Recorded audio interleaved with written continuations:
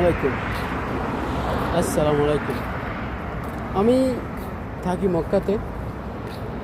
তো এখন যে একটা সমস্যা হইছে সৌদি আরবের মধ্যে, মক্কার ভিতরে বিশেষ করে এই সমস্যাটা কী সমস্যা, যেমন মনে করেন এখানে যদি আমার পারমিট থাকে থাকার মক্কা শহরের ভিতরে, তাহলে আমি থাকতে পারবো।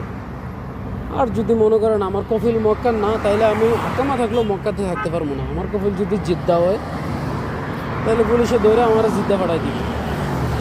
যেমন আমরা নিউজের মধ্যে দেখতেছি যে পুলিশে ধরে আকামা থাকলেও বাংলাদেশে পাঠাই দেয়। আসলে বিষয়টা এমন না। কালকে অনেকগুলো পুলিশের সাথে আমার কথা হয়েছে, এরা বলতেছে তোর আকামা আছে, তোর কফিল জেদ্দায় থাকে, তুই জেদ্দায় চলে যেতে হবে, মক্কায় থাকতে পারবি না। তোর কফিল যদি থাকে মনে কর রিয়াদ, তুই রিয়াদ চলে যেতে হবে। এমন না যে তোর আকামা আছে আমরা তোর ধরে ধরে পাঠাই দিতেছি, এরকম না।